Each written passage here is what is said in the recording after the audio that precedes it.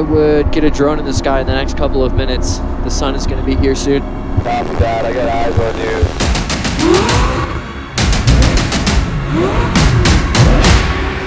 I'm just happy to be alive today.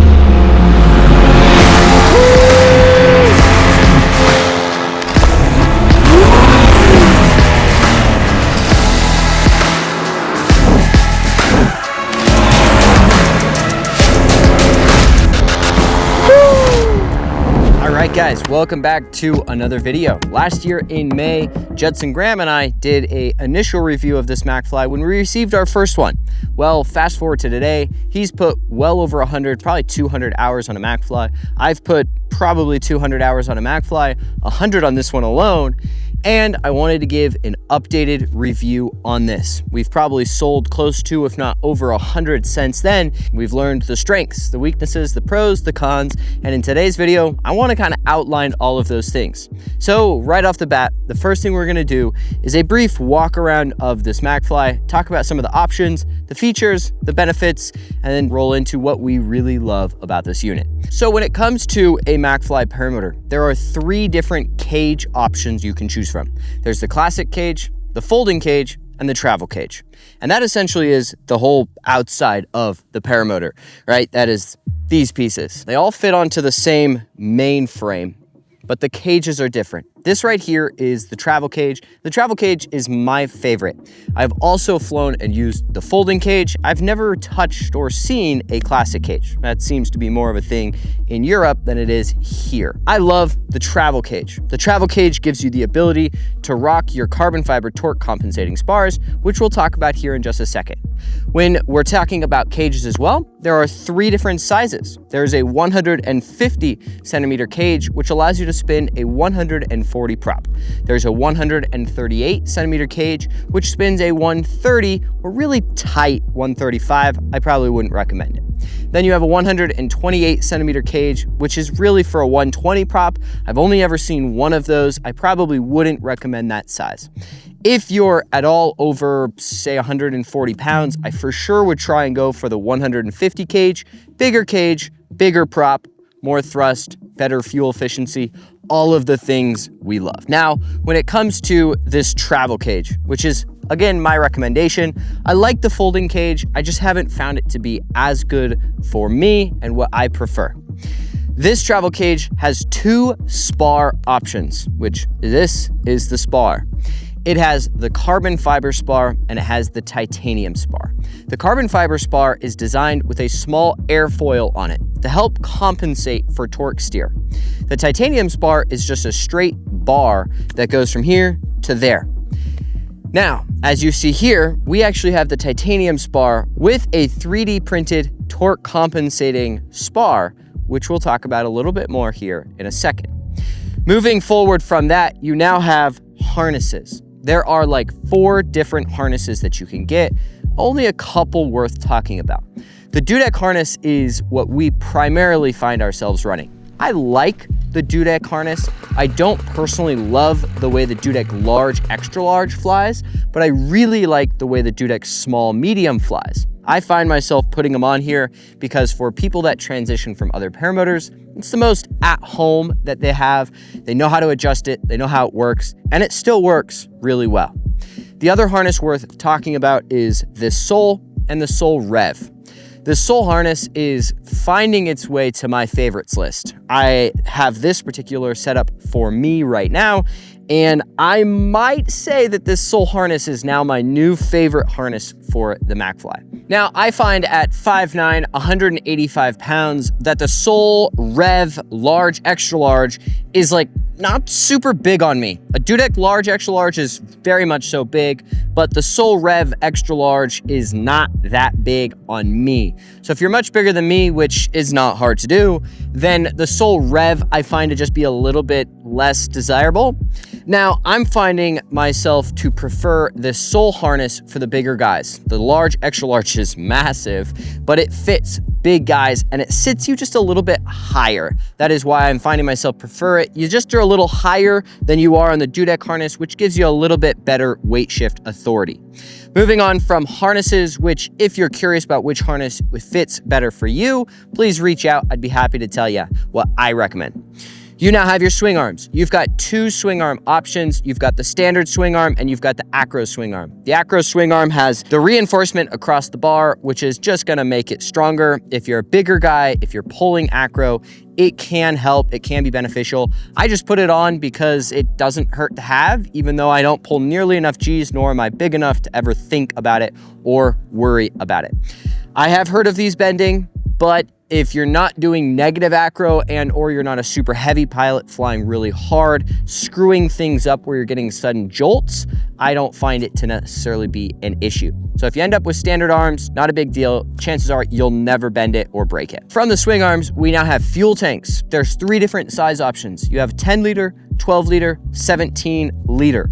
I tend to always just rock the 17 liter fuel tank. Bigger tank can always be filled less, smaller tank can't be filled more. So I just gravitate towards that 17 liter fuel tank. It gives me the ability to fly up to 3-4 hours, which I've never done, or at least not in the last little while, but it gives me that ability, which I really like. Now, moving forward from the fuel tank, you go to throttles. You got a bunch of different throttle options. You can get the Macfly Paramotor with an off-grid aviation standard from the factory. I personally recommend the 48-inch off-grid throttle. If you get much bigger than 48 inches, you go to the 51 or 55, you do need to wrap the throttle around your arm.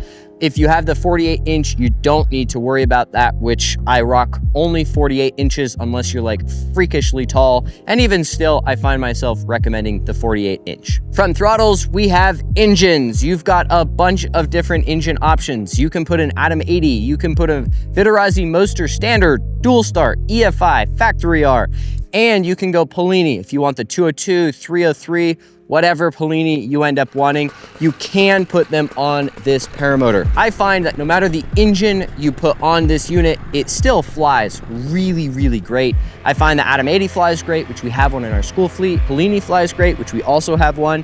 I find the Moster flies great. They all do a great job. Macfly has just done a great job at designing a well-flying machine, as they themselves are really incredible pilots. So there is your brief breakdown of all of the options and ways you can configure this. That being said, let me talk about some of my favorite parts and some of my least favorite parts. I'll start right off the bat with my least favorite parts. The first thing that I found that I didn't love is that this buckle right here on the travel cage is a little bit weaker than I find it should be.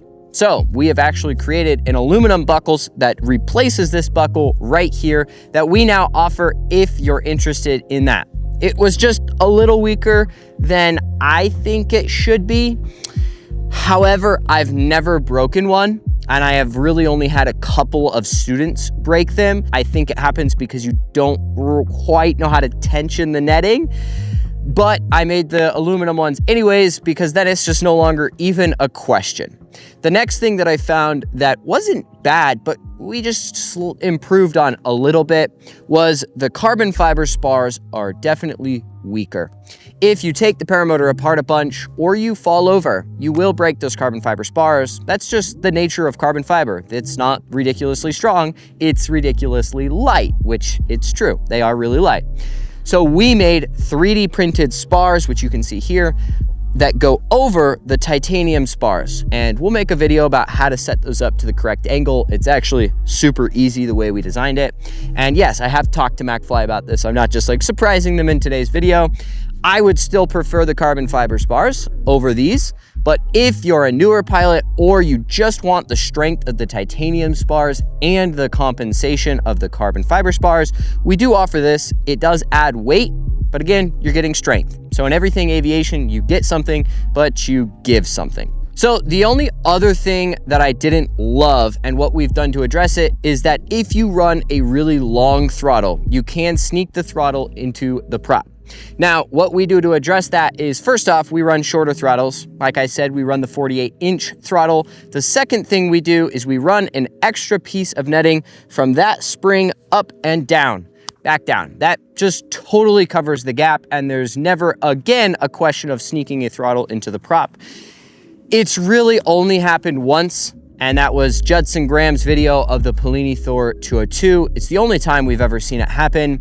And every Macfly that you order from us is gonna come standard with that extra piece of line, and we'll show you, send you a video on how to install it if that's something you want. So after all of that being said, let me talk about my favorite parts with this Macfly and why I find it to be my go-to paramotor, my recommended paramotor. The first thing I'll talk about is the ground comfort. Now, darn near everything out there, excluding a couple exceptions, are super comfortable on the ground. However, we're now splitting hairs, and if we're gonna split them, let's talk about them. When it comes to ground comfort, there's two things. One, there is how the harness feels, the padding, the comfort of the harness overall. Can you get it high up on your back? Does it hang low? Two, the weight distribution. And the second one is really the bigger one. Macfly does a really great job at getting all of the weight as close to your body and as high up on your body as possible. The weight does not hang low, the fuel tank is not at the bottom. They do everything they can to tuck all of the weight as high and as close to you as possible. That makes a big difference. Just imagine holding like a 10-pound weight out here versus right here. You'll definitely notice over a 2-minute span. And Macfly does a really great job at like getting everything as close as they possibly can. I have found that even though it weighs the same 58 or so pounds that most big cages weigh, I find it to feel lighter than other paramotors. And that's just the way the weight sits, how high it sits, how close it sits. I have flown paramotors that are lighter than this, but with horrible weight distribution that felt 10 times heavier than this. So I find the way they tuck weight close and high really just feels good on the ground.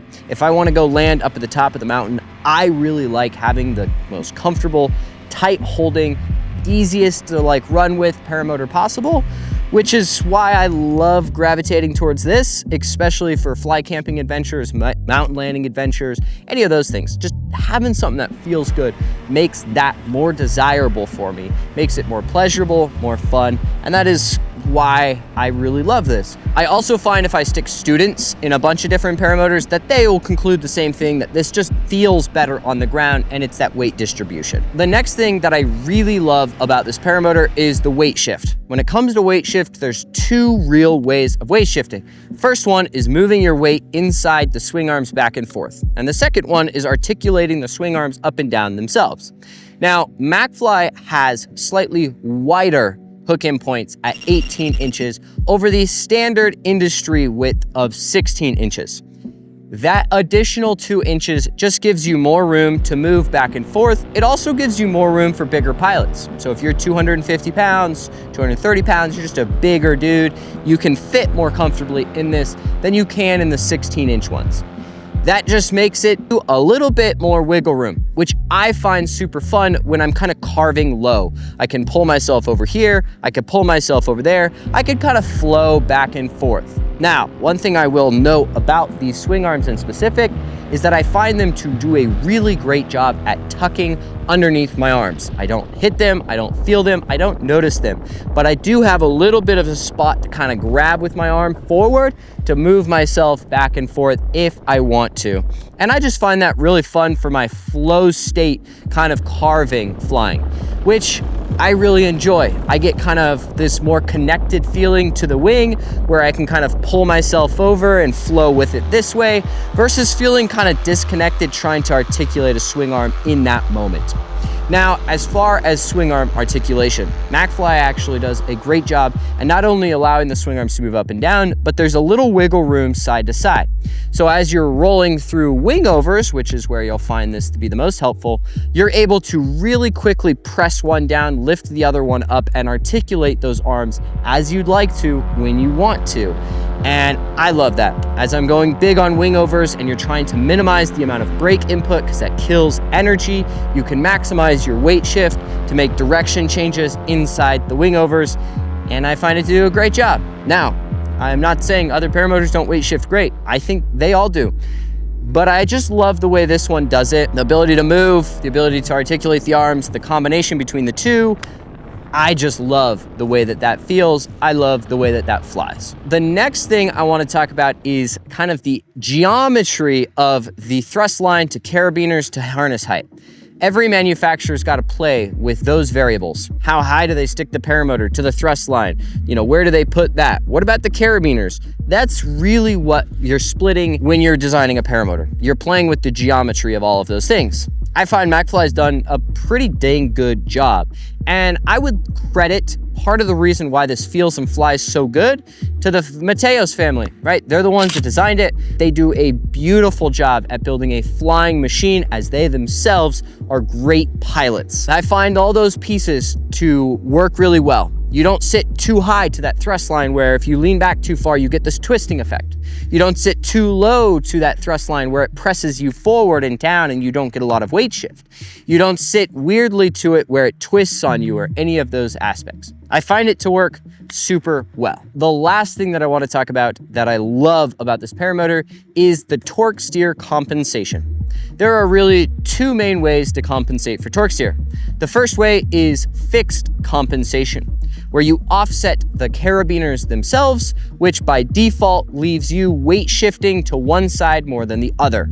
That is what pretty much everybody does, including Macfly. They slant their swing arms to the right for the Moster, to the left for the Atomati and Polini, and that builds in weight shift to one of those carabiners that flies you straighter. It is built-in compensation. Now you have the downside of that is that when you let off throttle, you are going to be drifting to the left or to the right, but that does a great job at counteracting torque steer to a certain point. It is too much compensation up until a certain spot, and then it is too little compensation past that. Now what Macfly has done that makes them in a unique way unique is they have done the built-in compensation and they have done, you know, an aerodynamic fin that helps compensate. So this is way number one, this is way number two. These fins are offset. And as you suck more air through the cage by applying more power, that airflow goes over these fins and actually flies the whole cage the opposite direction through lift and drag. And so as you increase RPMs, you receive more airflow. The increased airflow gives you more compensation. So what I find with that is if we think about your whole power band, right? Your fixed compensation is gonna work perfectly like right here, and then it's not enough, and then it's too much. Well, the aerodynamic compensation, or these fins, work after that and continue to keep you flying straight to the top. So on the top end of your power band, where you're experiencing the most torque steer, you are going to fly pretty much straight. It's not absolutely perfect, but it's darn near perfect. If I go up and I fly, you know, hands off and climb, I may climb slightly off axis a couple of degrees slowly, but it's pretty much perfect. I find it to be the best compensation for full power of any paramotor out there. And they all do a great job, but I find this to be the best compensating paramotor that flies the straightest under full throttle. There's a couple places that I really like that. First off, with super lightweight pilots, especially new pilots, being able to know that they're gonna climb straight and not be overpowered or torqued hard to the right is really nice. It's also a safety thing. I don't need to worry about the 130-pound female coming through the class and taking off in a giant right turn if they end up flying a Moster. As a new pilot, you don't need to be fighting with the torque steer. It's not a variable that is going to play an effect. It is a variable that kind of just gets eliminated in the grand scheme of things. The best place I find the torque compensation to come into effect is when I'm playing low. I don't need to think about it. And when I'm doing wingovers, I'm able to equally do right and left. Typically, you're fighting torque steer to the left, you're using it to the right, which makes your left slower and bigger, your right more divey and faster because the right is assisting, or the torque steer is assisting to the right, and it's fighting to the left. I love the fact the paramotor flies pretty much straight. I love the fact I can be on power, off power, and it just flies so beautifully. I love how it carries itself through wingovers. I love how it flows through low acro and carving around through the ground. I just love it. And you don't fully appreciate the torque compensation that the Macfly provides for you until you take it away. And all of a sudden you don't have it. Once you no longer have it, you notice how nice it was to have it. And I have just found through the last year and a half that it really is the little things that make the difference. And yes, like I said, there's a handful of little things that drive me crazy that we did address and ultimately, you could say, fix. But overall, it is for sure my favorite flying paramotor. If you are an XC cruising kind of guy, I find this to work phenomenal. If you're an acro kind of guy, I find this to work phenomenal. If you're a new pilot, I find it to work phenomenal. I love it in all of the ways.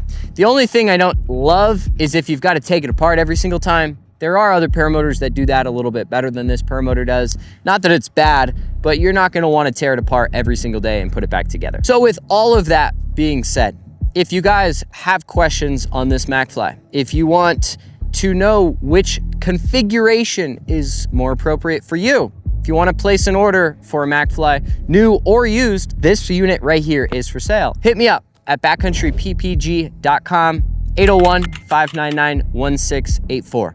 We import directly from Macfly, work directly with Macfly, and would be absolutely happy to help you in your purchasing process. With all of that being said, thank you guys for watching. I will see you all next time.